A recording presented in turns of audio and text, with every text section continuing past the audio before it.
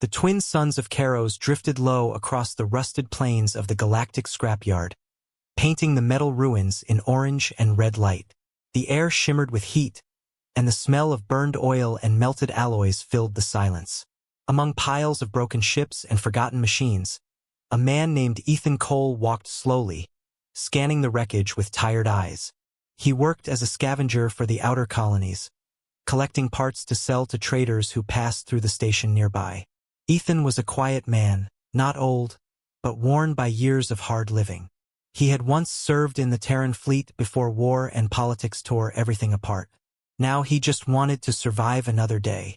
His boots crunched over the metal sand as he climbed over a hill of broken engines. That was when he heard it, a sound that did not belong in the junkyard. A soft, deep voice, cracked and full of pain. "Please, mend my wings, human." Ethan froze. The words came again, weak but clear. He looked around, confused. He thought maybe his mind was playing tricks on him. But then he saw it. Between two giant wrecks lay a massive shape, half covered in dust and cables. It was the color of old bronze, scales dulled by time.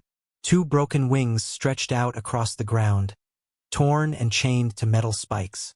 A long tail twitched slightly. The creature's eyes, once surely bright, now glowed faintly like dying stars. A dragon. Ethan could hardly believe it. Dragons were myths, stories told to children about ancient creatures that lived before the Great Expansion. He took a slow step forward, then another. The dragon's head lifted weakly, one golden eye fixing on him. "Do not fear me," the dragon whispered. "I am too weak to harm you." Ethan stood still, his heart pounding. "What are you doing here?" he asked softly. "They called me Auric," the dragon said.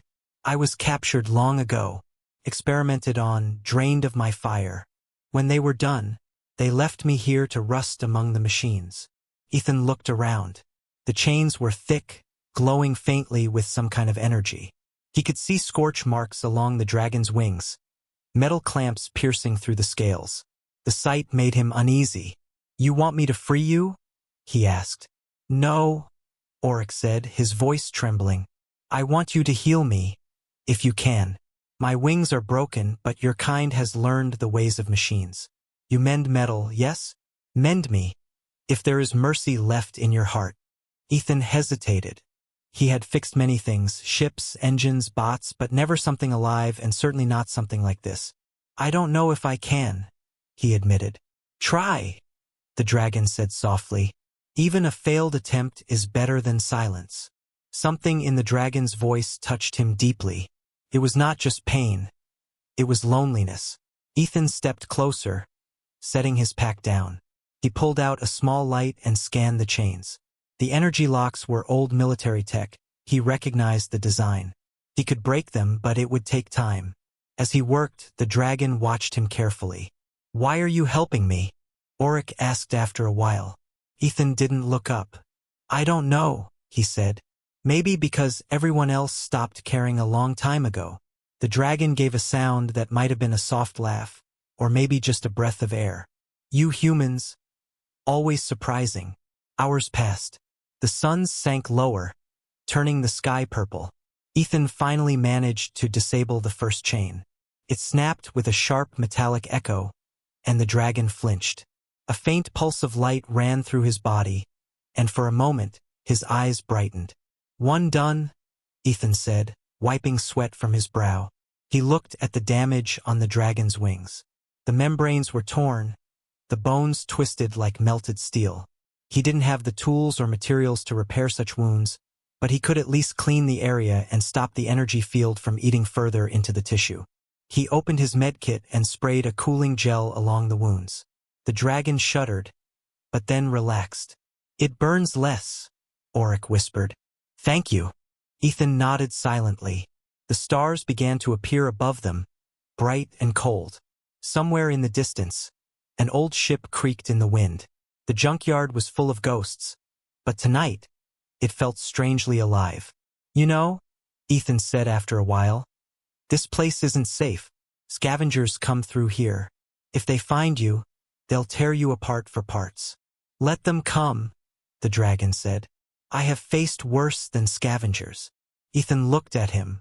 You still believe in something, don't you? The dragon's golden eye turned toward him. Yes, Oryx said softly. I believe in the strange kindness of humans. It is rare, but when it comes, it shines brighter than any star. Ethan felt a lump rise in his throat. He didn't answer. He simply sat there beside the broken dragon, watching the stars together. For the first time in many years, he felt something he thought he had lost, hope. The night stretched on across the galactic scrapyard, quiet except for the soft hum of old machines buried beneath the dust. Ethan sat with his back against a twisted engine, his eyes half closed but still alert. The dragon, Oryx, lay motionless except for the slow rise and fall of his chest. The dull glow from his scales pulsed faintly in the dark, like the heartbeat of something ancient refusing to die. When morning came, the suns rose again, washing the metal plains with pale gold light. Ethan stood and stretched his sore arms. His tools lay scattered around him, and the broken chain he had removed gleamed faintly. He looked at the dragon, who was already watching him. You stayed, Oryx said quietly. Didn't have anywhere else to go? Ethan replied, forcing a small smile. Besides, I can't just leave you half-fixed. Oryx's lip curved slightly, almost like a smile. You speak as if I am one of your machines. Ethan shrugged. Machines can be repaired. People too sometimes. Maybe dragons aren't much different. He knelt by the second chain and examined it. The lock was fused, the circuitry damaged by time. It would take a lot of power to break through without setting off alarms. He set down his pack and began connecting small cables from his portable welder. While he worked, Oryx spoke again, his voice calm and deep. Why do humans fix broken things when the universe tells them to move on? Ethan didn't look up. Because walking away is easy. Fixing things means you still care. For a long while, there was only the crackle of the welder and the hiss of steam. Ethan wiped sweat from his brow, then gritted his teeth as the tool sparked violently. The lock glowed red, then suddenly burst apart with a flash of light. The second chain fell free, clattering onto the ground. Oryx exhaled slowly, his wings trembling weakly. The release of pressure caused his massive body to sag, but the look in his eyes brightened. 2 chains gone, he whispered. You have done more for me than any of your kind in centuries. Ethan packed his tools, his face smudged with dirt. Don't thank me yet.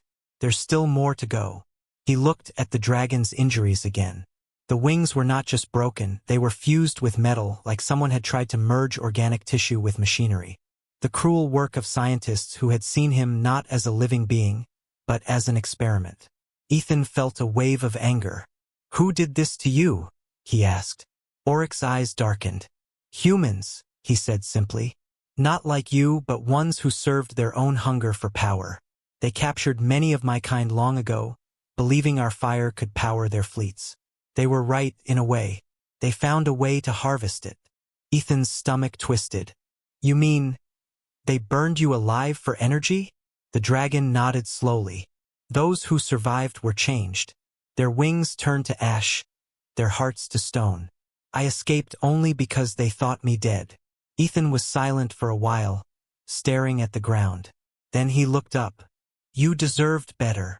Oryx gave a soft rumble that might have been gratitude. The universe gives what it gives. But sometimes, one small act can bend its cold rules. They worked through the day. Ethan scavenged through nearby wrecks, finding metal plates and nanofiber wires. He built a makeshift exoframe for the dragon's wings. Something to stabilize them, not to make him fly, but to let him move again. His hands moved quickly, guided by years of experience fixing ships in forgotten corners of the galaxy. When he attached the last brace, Oryx lifted one wing slightly, trembled but held. The dragon's eyes glowed stronger now, golden light reflecting off the metal around them. It feels strange, he said. Strange is better than dead, Ethan replied with a faint grin. Oryx studied him carefully. You speak lightly of death. Have you lost much, human? Ethan's expression hardened. Too much. A crew. A home. People I couldn't save. That's why I came here. To stay away from what's left of the galaxy. The dragon nodded slowly. And yet you mend what others have broken. You still carry light, even when it hurts. Ethan didn't answer. He turned away and checked the horizon. A flicker of movement caught his eye. Something metallic glinting in the distance. He frowned. We might not be alone. Oryx's wings twitched. Scavengers. Maybe worse, Ethan said. He lifted his scanner. Several signals appeared, small, fast-moving, heading toward them. He cursed under his breath. Drones. Someone's tracking the energy spikes from the chains. The dragon's voice deepened. They will come for me again. Ethan grabbed his blaster and loaded a power cell. Not if I can help it. Oryx turned his head toward him. You would fight for me, human? Ethan gave a small, determined nod. You asked me to mend your wings. That makes it my problem now. For a moment, neither spoke. Then, far across the metal dunes, the first drone appeared. A black, insect-like machine cutting through the haze, its red eyes glowing. Oryx's voice rumbled low. Then let them come. Ethan took position beside the dragon's shoulder, weapon ready. The wind howled through the junkyard, carrying the sound of whirring engines. Somewhere deep within, Oryx's eyes blazed brighter than before, a faint spark of fire stirring again in his chest.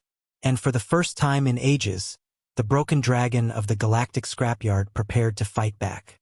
The first drone swooped low over the rusted plain, its red sensors scanning the heaps of metal and broken hulls. Ethan ducked behind a half-melted wing of an old freighter and aimed his blaster. The air hummed with tension. The dragon's body was too large to hide, his bronze scales glimmering faintly in the morning light. Stay still, Ethan whispered. If they don't see movement, maybe. The drone fired a pulse beam, striking the ground near his feet. Metal shards flew in all directions. Ethan rolled aside, returned fire, and hit the drone's left sensor. It exploded in a burst of sparks, falling into the dirt with a sharp hiss. That was loud, he muttered. He looked up to see 3 more drones racing toward them. Of course it wouldn't be that easy. Oryx's eyes flared with light. There are more than you can fight alone.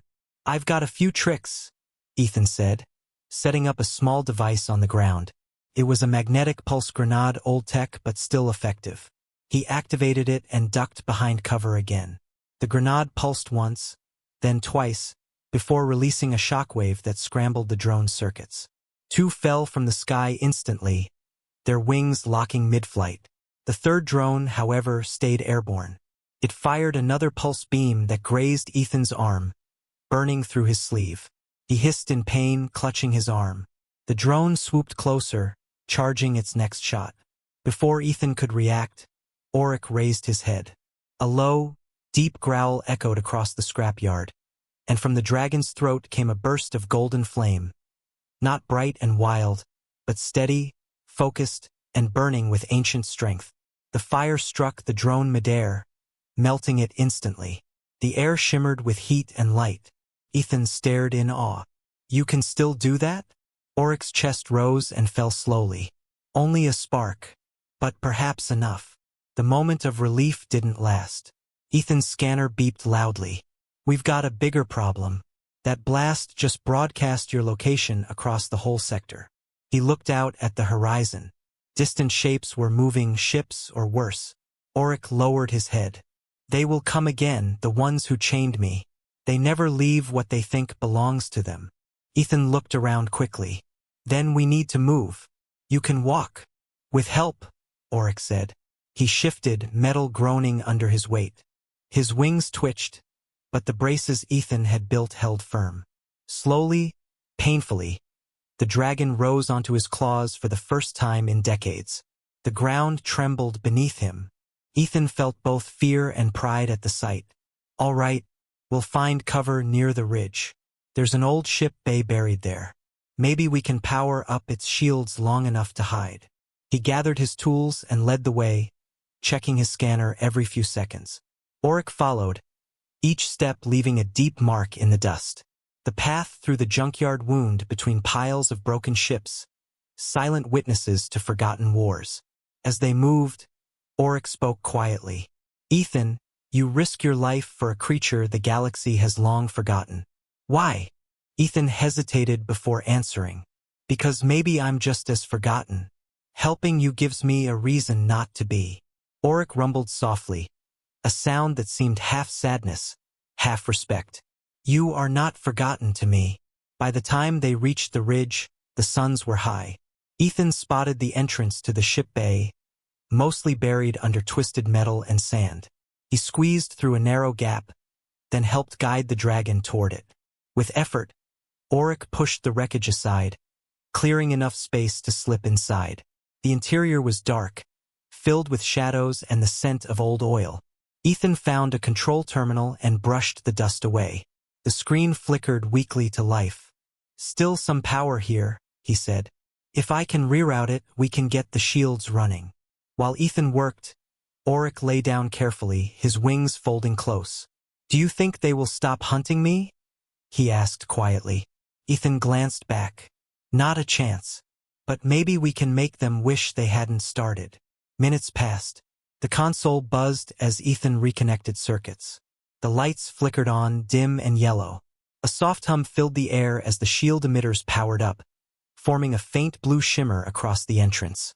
Ethan leaned back, exhausted but satisfied. That should hide us for a while. Auric closed his eyes briefly. You do not give up easily, human. Neither do you, Ethan said, sitting beside him. Guess that's something we have in common. They rested in silence. Outside, the faint sound of engines echoed over the dunes. The enemy had arrived, sweeping through the wrecks, searching for any sign of life. Inside the dark bay, Ethan checked his blaster and looked at Auric. If they find us, you'll have to trust me. I fought worse odds before. Auric opened one golden eye. I do trust you. Ethan smiled faintly. Good, because I have a plan. The dragon tilted his head. Your kind always says that before doing something dangerous. Usually works out, Ethan said. Sometimes. The dragon gave a low rumble that might have been laughter. Outside, a searchlight passed across the ridge, and for a heartbeat, the world held still. Inside the wrecked ship, two unlikely allies prepared for the storm that was coming. For the first time in many years, both human and dragon shared the same thought, that maybe together they could stand against whatever came next. The soft hum of the shield filled the buried hangar, wrapping the air in a low vibration. Outside, the searchlights swept across the dunes, their beams cutting through the haze of rust and dust. Ethan crouched beside the terminal, watching the scanners. Blips moved across the screen, small, fast, and getting closer. He took a deep breath and rubbed the back of his neck. They're almost on top of us. Auric's eyes glowed faintly in the shadows. Can your shields hold them back? Ethan frowned. Maybe for a little while. Not against heavy fire. He glanced at the dragon. If they bring ships, we'll be cooked in here. Auric tilted his great head slightly. Then perhaps it is better to face them in the open. Ethan shook his head quickly. You can't fight in your condition. You can barely stand. I have fought in worse, Auric said softly. But you are right. I would rather not die before seeing the stars again. Ethan looked around, scanning the room. The hangar was full of wreckage. Old cargo pods, broken mechs, and a half-melted fighter. He spotted a stack of fusion cells in one corner and smiled faintly. Maybe we can give them a surprise instead. He began dragging the fusion cells toward the entrance. Each one was heavy, covered in dust, but still faintly glowing. Auric watched in silence for a while before asking, What do you plan to do with those? Ethan grinned. A welcome present. If they breach the shield, I'll overload these cells and blow half the ridge with them. With luck, we'll be long gone by then. Auric let out a low rumble. Humans and their explosions. Always solving problems with fire. Ethan laughed quietly. You're one to talk. Outside, the noise grew louder. Engines roared, and metallic footsteps echoed across the dunes. Through a small gap in the metal wall, Ethan could see figures moving, armored troops with dark visors and glowing rifles. At least a dozen, maybe more. Behind them hovered two small transports, their thrusters kicking up clouds of dust. Ethan adjusted his blaster and whispered, "Here they come." The soldiers stopped near the ridge, scanning the area. One of them raised a device, a signal scanner. The man turned toward the hangar entrance and shouted something over his comms. Moments later, a beam of light struck the shield. The blue barrier rippled violently but held. Ethan cursed under his breath. "They've found us." Auric raised his head. "Then do what you must." Ethan pressed a few buttons on the terminal, rerouting power to the outer defenses. A faint hum ran through the walls as the old turrets above the hangar came to life for the first time in decades. Dust fell from the ceiling as they rotated into position. The first blast from outside struck hard, shaking the ground. The shield flared again, flickering dangerously. Ethan gritted his teeth. "Come on, hold together." Auric's eyes blazed brighter. "Ethan," he said suddenly, "you must leave me."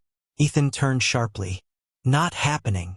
You can escape through the tunnels behind the bay," Auric insisted. "I will draw their fire. My life is almost spent anyway."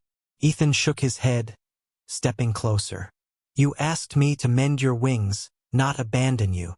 Auric looked at him long and hard. Then, slowly, the dragon nodded. "Then we fight together."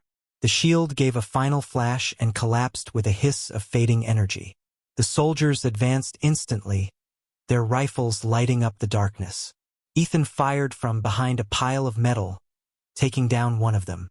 Sparks danced across the walls as shots ricocheted through the hangar. Auric roared. The sound shook the ground like thunder. He rose to his full height, the braces on his wings glowing with reflected light.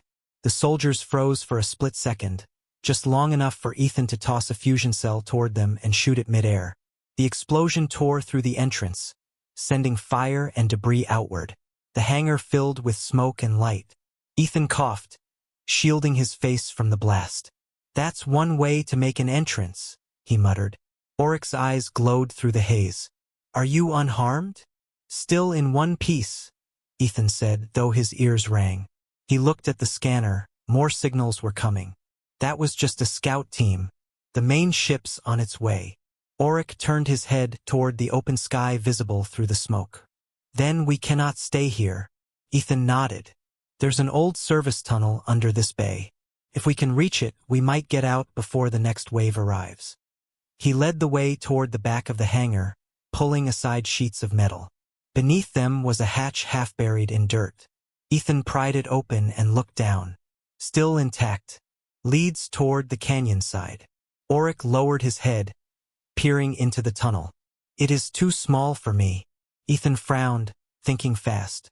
"Maybe we can widen it. The supports are old. If I cut through these struts, you might squeeze through." Auric nodded. "Then do it quickly." Ethan worked fast, slicing through the supports with his plasma torch. The ground shuddered slightly as metal gave way. "Almost there," he said through gritted teeth. "Just one more." A distant rumble interrupted him. He looked up and saw a massive shadow falling across the ridge outside. A ship, large and heavily armed, descended from the sky. The insignia on its hull was unmistakable. A silver serpent wrapped around a burning sun. Auric's eyes narrowed. "They have come for me themselves." Ethan stared at the symbol. "You know them. The ones who chained me," Auric said softly. "The Dominion of Fire." Ethan's stomach turned. Then this just got a lot worse. He dropped into the tunnel and reached up toward the dragon. "Come on, Auric. We're not done yet." Auric took one last look at the approaching ship, then forced his massive frame forward. The metal walls of the tunnel groaned as he squeezed through, sparks flying where his scales scraped against the edges. Ethan followed close behind, sealing the hatch above them. The ground trembled again as the Dominion ship landed overhead. In the dark tunnel, their breathing echoed softly. Ethan switched on his wrist light and looked up at the dragon. "We'll make it out. I promise." Auric's voice came low and calm. "Promises are fragile things, human, but I will hold to yours." Together, they moved into the shadows, leaving the burning ridge behind as the hunters descended upon the ruins above. The tunnel stretched deep beneath the junkyard, winding through layers of rusted metal and rock.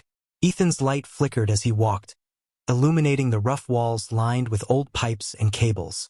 Behind him, Auric moved slowly, his massive body scraping the ceiling with each careful step. Sparks rained down where his scales brushed the tunnel roof. "Keep your head low," Ethan called softly. "The ceiling's not exactly built for dragons." Auric gave a deep, rumbling breath that might have been amusement. "It is strange, crawling through the dirt when once I flew among the stars." Ethan smiled faintly, though his face was tight with worry. "If we make it out of here, maybe you'll fly again." The dragon's golden eyes shone in the dark. "If I do, it will be because of you." They walked for what felt like hours. The air grew colder the deeper they went, and the walls began to shake faintly with the distant tremors of explosions above. The Dominion ship had landed, and its troops were likely sweeping the junkyard by now. Ethan's mind raced with plans. The tunnel was old part of a forgotten maintenance system for the scrapyard's original mining operation. If he remembered the maps correctly, it should lead to an open canyon about 10 kilometers away. From there, they might reach the old comms tower. If it still worked, they could call for help, or at least a distraction. After a long silence, Auric spoke again. "You do not seem afraid, human. Only tired." Ethan's voice echoed softly. "I've been afraid enough times to know it doesn't help much." Auric tilted his head slightly. "And yet you fight. That is a strange kind of courage." Ethan smiled bitterly. "Courage is just fear with nowhere left to go." A faint sound interrupted them, a mechanical whine from behind. Ethan turned, aiming his light back down the tunnel. Red lights blinked in the dark. "Drones," he said sharply. "They must have tracked us through the tunnels." Auric shifted his body, blocking the passage with his wings. "How many?" "Too many," Ethan said. "We need to keep moving." They hurried forward, but the drones were fast. Their wings buzzed like angry insects, and the tunnel filled with the echo of metallic movement. Ethan spotted a narrow side passage and gestured toward it. "There. This way." He climbed through the opening and slid down a sloping ramp, landing hard on a metal floor. Auric followed, forcing his body through the opening. The tunnel behind them erupted with red laser fire as the drones appeared. Ethan raised his blaster and fired. The shots sparked off the tunnel walls, taking down 2 drones, but more came. "They're not stopping," he shouted. Auric's throat glowed faintly, and a narrow stream of flame erupted, sweeping down the tunnel. The heat melted the metal walls, sealing the passage behind them. The drones crashed against the molten barrier, their circuits sizzling out. The sudden silence was almost painful. Ethan lowered his weapon, breathing hard. "That'll hold them for a bit." Auric bowed his head slightly. "You fight like one who has nothing left to lose." "Maybe that's true," Ethan said softly. "But I'd rather lose fighting than hiding." They continued forward until the tunnel began to widen. The air grew fresher, and a faint light appeared ahead. When they stepped out, Ethan blinked against the brightness. Before them stretched a vast canyon filled with twisted wrecks and rust-colored dust. The wind howled through the narrow cliffs. "We're out," Ethan said with relief. "That's the canyon. The comms tower should be somewhere along that ridge." Auric stepped out beside him, his scales gleaming faintly in the sun. "I can smell the air again," he said.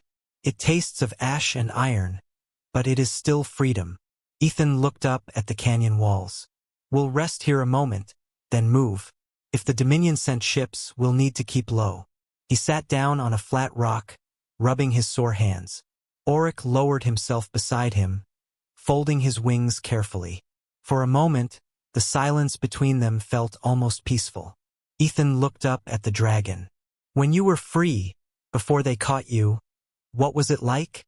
Auric's eyes softened, and his voice turned quiet, almost distant. "I remember the wind first, cold and bright. I flew over worlds that no longer exist. The humans of that age built towers of light, and my kin watched them grow. We thought your kind would rise beyond cruelty." He paused, the light fading slightly from his eyes. "But greed took root instead. And so the stars grew darker. Ethan said nothing for a while. Then he spoke softly. Maybe we can make it right. Not all humans are like them. Auric nodded slowly. Perhaps that is true. You, at least, are not. The wind shifted suddenly, carrying a deep, distant roar. Ethan's scanner beeped. He pulled it from his belt, frowning at the readings. They've launched search ships, 2 of them sweeping this area. Auric rose slowly, his wings trembling but stronger than before. Then we cannot stay. Ethan pointed toward the far ridge. That way. The tower's old, but its power lines might still draw a signal. If we reach it, maybe we can send a distress beacon. They moved along the canyon floor, staying in the shadows of the rocks. The ground was uneven, scattered with broken machinery and bones of old ships. The sun sank lower, painting the canyon gold. Halfway there, a shadow passed over them. Ethan looked up and saw a Dominion scout ship circling overhead. Its engines roared as it banked, and then it spotted them. "Run!" Ethan shouted. Auric spread his wings, straining against pain and weakness. Dust exploded around him as he pushed off the ground, not to fly, but to leap across the canyon floor, crashing behind a boulder. The ship fired, blasts tearing through the rocks.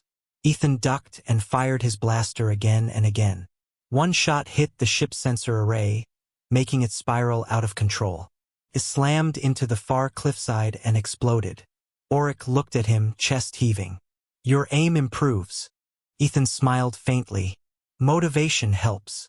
But even as they caught their breath, Ethan's scanner beeped again. Stronger this time. He looked at the display and felt his stomach drop. More are coming. Not scouts. The main force. Auric lifted his head. His golden eyes burned like fire. Then we must reach the tower before the sun sets. If not, Ethan finished for him. We won't see another sunrise. Together, man and dragon turned toward the distant ridge, their shadows long against the dying light, as the hunt began again. The sun was setting behind the canyon walls when Ethan and Auric reached the edge of the ridge.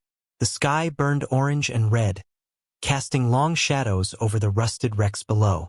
The comms tower stood in the distance, a jagged spear of metal rising from the rocks, half collapsed and leaning slightly to one side.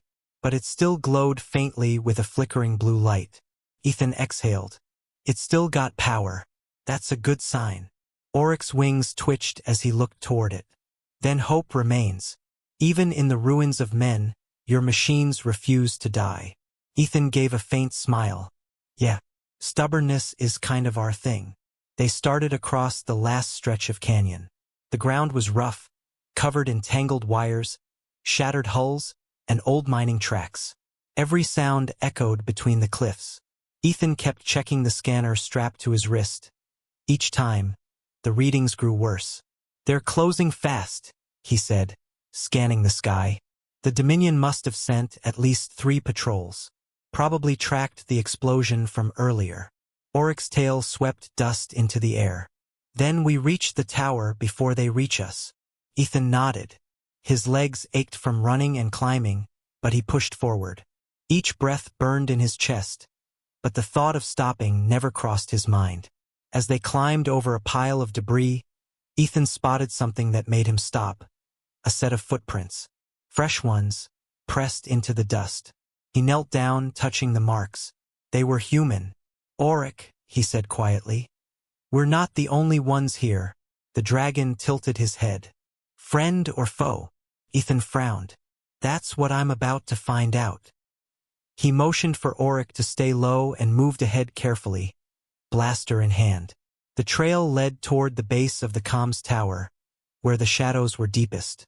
A faint glow flickered from within the structure. He crept closer, heart pounding. A voice echoed softly. "Don't shoot. I can see you."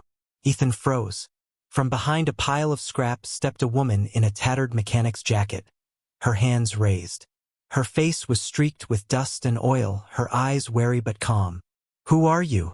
Ethan asked. "Name's Riley," she said. "Engineer, scavenger, survivor. I've been living out here for months." "And you?" "Ethan," he replied. We're just passing through. We. Riley glanced past him and froze as Oryx stepped into the light. Her mouth fell open. By the stars, she whispered. A dragon. Oryx lowered his head slightly. You are not mistaken. Riley took a step back, her eyes wide with awe and fear. You're supposed to be extinct. The Dominion wiped out the last of your kind decades ago. Ethan's voice was calm. They missed one. Riley looked between them. If the Dominion finds you, they'll burn this whole planet to glass. Which is why we need that tower, Ethan said. Can it transmit? Riley hesitated. It's damaged. The power core's unstable, and the antenna alignment's off. But with some luck, and a miracle, it might work. Ethan smiled grimly. Then we'll make it work. Together they entered the tower. The interior smelled of ozone and rust. Panels sparked with dim light, and a soft hum filled the air. Riley moved quickly, checking old terminals and reconnecting power lines. Oryx crouched outside, too large to fit, his golden eyes watching the skies. They are coming, he warned. I feel the tremor of their engines. Ethan joined Riley, helping her lift a heavy circuit panel. How long? He asked. 5 minutes, maybe 6, she said. If we don't blow ourselves up first. Ethan grinned. I'll take those odds. He moved to the console, typing in old command codes from memory. The screen flickered, then stabilized. Signal relay online. It read in faint green letters. Good, Riley said, connecting a final wire. We've got power. Now we just need a signal. Ethan pulled a small data chip from his belt and slotted it into the terminal. There. A pre-recorded distress call. If it goes through, it'll reach any Alliance ship within 5 sectors. The console began to hum louder, and a soft blue light filled the room. Transmission sequence initiated. Then the tower shook. Ethan grabbed the wall. They found us. Outside, Oryx roared. Beams of red plasma lanced through the sky, striking the canyon floor. Dominion dropships descended, engines screaming. Troops poured out, weapons drawn. Ethan ran to the entrance, blaster ready.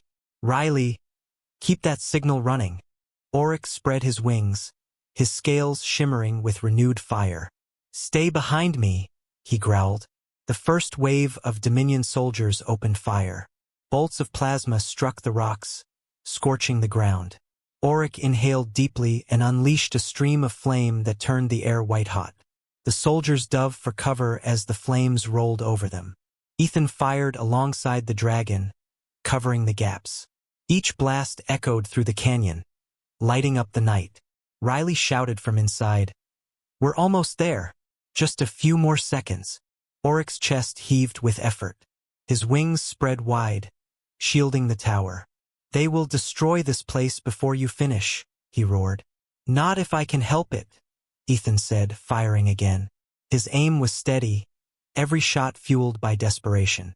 The tower lights flickered, then flared bright blue. Riley's voice rang out. Signal sent. It's out. Ethan felt a surge of hope. Then let's make sure we live long enough for someone to hear it. The ground trembled violently as another ship descended. Oryx turned, eyes blazing. Get clear. He leapt upward, his wings catching the light of the burning sky. Though still weak, they carried him into the air for the first time in years. His roar echoed through the canyon like thunder. Ethan looked up, awe and fear in his eyes. He's flying again. Oryx dived toward the Dominion ship, slamming into it with full force. Fire erupted, lighting up the sky as the ship exploded in a storm of metal and flame. The shockwave threw Ethan to the ground. When the smoke cleared, Oryx crashed to the canyon floor, his body scorched but still moving. Ethan ran to him, shouting his name. The dragon's voice was weak but proud. Wings are mended. Ethan gripped his arm, eyes burning. You did it. You really did it. Above them, the sky shimmered faintly with distant light, the telltale sign of incoming ships. Riley stepped out of the tower, eyes wide. The Alliance. They heard us. Ethan looked up at the stars and smiled faintly. Then maybe we still have a chance. But in the distance, the roar of more Dominion engines grew louder, and the light of the burning canyon revealed that the battle was far from over. The air was thick with smoke and ash as the battle raged on. The sky above the canyon blazed red, streaked with plasma trails from Dominion fighters. Ethan crouched behind a half-buried engine, reloading his blaster with trembling hands. Each explosion shook the ground beneath him, scattering dust and debris. Auric lay not far away, his wings folded tightly against his body. His scales glowed faintly, light pulsing with every slow breath. The crash had injured him badly, but his spirit remained unbroken. His golden eyes flickered open when Ethan called out. "You still with me, big guy?" Ethan asked, trying to keep his voice steady. Auric's reply was a low rumble. "I will not fall while there is breath left in me." Riley sprinted toward them from the tower, ducking low under enemy fire. "The signal's confirmed," she shouted. "Alliance ships are responding. They'll reach orbit in 20 minutes. Ethan gave a short laugh. "Then we just have to survive 20 more minutes." A loud crash answered him as another Dominion dropship landed on the far side of the canyon. Soldiers poured out, their black armor gleaming in the firelight. They moved with mechanical precision, spreading into formation. Riley ducked beside Ethan. "They're not stopping." "They won't," Ethan said. "Not until we're dead or gone." Auric lifted his head slowly. "Then they will learn the cost of their cruelty." He drew a deep, rattling breath, and a faint shimmer of light rippled across his scales. His wings trembled but did not rise. Ethan placed a hand on the dragon's foreleg. "Save your strength. I'll handle the ground troops." He stood and aimed his blaster, firing into the advancing soldiers. Riley joined him, using a scavenged rifle she'd repaired from the junkyard. Energy bolts streaked across the canyon, lighting up the smoke-filled air. The Dominion troops fired back, their shots cutting through the darkness. A blast hit the ground near Ethan, throwing him back. His ears rang and the world spun. Riley grabbed his arm, dragging him behind a piece of wreckage. "You okay?" she asked. He nodded, shaking his head clear. "Yeah, just dizzy." Another explosion shook the canyon. A towering mech emerged from the smoke, its metal body gleaming red in the firelight. Twin cannons hummed as they powered up. "Of course," Ethan muttered. "They brought a walker." Auric's eyes narrowed. "Stay behind me." He pushed himself upright, his massive frame casting a long shadow. His breath came ragged, but determination burned in his gaze. The mech turned toward him, targeting systems locking on. A blinding beam of plasma shot from its cannons, striking Auric's chest. The dragon roared, staggering but holding firm. Then, gathering his remaining strength, he opened his jaws wide and unleashed a torrent of flame that engulfed the mech. The metal glowed red, then white, and finally melted, collapsing in on itself with a deafening crash. The soldiers froze, stunned by the sight. Ethan seized the moment, firing rapidly, dropping several before they could regroup. Riley reloaded beside him, shouting over the noise. "I think I'm out of miracles." "Then it's a good thing I've still got one left," Ethan said. He dashed toward the fallen mech, sliding behind its smoldering wreck. From there, he could see the Dominion commander, a tall figure in dark armor, directing troops from a ridge. Ethan adjusted his blaster, took a deep breath, and fired. The shot hit the commander square in the chest, sending him sprawling. The remaining soldiers hesitated, leaderless. Auric rose to his full height, smoke curling from his nostrils. His voice thundered through the canyon. "Leave this place." The soldiers broke, retreating toward their dropships. Engines roared as the crafts lifted off, climbing back into the burning sky. For a long moment, silence returned. Ethan sank to his knees, chest heaving. Riley dropped beside him, wiping sweat and soot from her face. "Is it over?" she asked quietly. Ethan looked up at the sky. The faint glimmer of ships appeared, sleek, silver forms cutting through the clouds. He smiled tiredly. "It will be soon." Auric lowered himself beside them, his enormous body trembling. You fought well, humans. Few would stand against such darkness. Ethan reached up, resting a hand against the dragon's warm scales. We couldn't have done it without you. Riley looked at the dragon with wonder. You really are the last of your kind, aren't you? Oryx's gaze drifted toward the horizon. Perhaps. But if your kind still remembers mercy, perhaps I will not be the last forever. The wind shifted, carrying the scent of ozone and burned metal. The Alliance ships began to descend, their engines lighting the canyon with pale blue light. Search beams swept the ground, locking onto the survivors. Ethan helped Riley to her feet. We did it, he said softly. Oryx looked at them both, a faint smile in his eyes. No, human. You did. You healed more than broken wings. Ethan didn't know what to say. He only nodded, feeling the weight of those words. The Alliance landing craft touched down nearby, soldiers rushing out to secure the area. Medics hurried toward them, checking for injuries. One of the officers approached Ethan. We picked up your signal. You're lucky we were close. Ethan managed a tired grin. Luck had nothing to do with it. As the officer spoke, Oryx looked up at the sky. The stars had begun to return, faint but clear above the smoke. His wings twitched once, twice, and then slowly unfolded, catching the starlight. Ethan turned and smiled. You're really going to fly again, aren't you? Oryx's voice was soft but sure. The stars still call my name. He spread his wings wide, each movement filled with both pain and pride. The air shimmered around him as he pushed off the ground, rising slowly into the night. Dust swirled in his wake as he climbed higher, until he was just a golden shape against the stars. Riley watched, her voice barely a whisper. He's free. Ethan nodded, eyes following the dragon's trail. Yeah, free at last. The wind swept through the canyon, carrying away the last traces of battle. The broken machines, the blood, the smoke. All of it faded beneath the quiet light of the stars. For the first time in years, Ethan felt something deep inside his chest. Hope. And somewhere far above, the dragon's voice echoed faintly across the sky. A song of freedom carried on the wind. The next morning dawned quietly over the canyon. The fires had died down, leaving trails of black smoke rising into a pale sky. The Dominion forces were gone, their ships either destroyed or driven away by the Alliance fleet now orbiting above. What had been a graveyard of metal and ash was slowly returning to silence. Ethan stood near the edge of a cliff, the wind tugging at his torn jacket. Below, engineers and medics worked among the wrecks, tending to the wounded and salvaging what they could. The air still smelled faintly of smoke and scorched metal. Yet beneath it, there was something new, peace.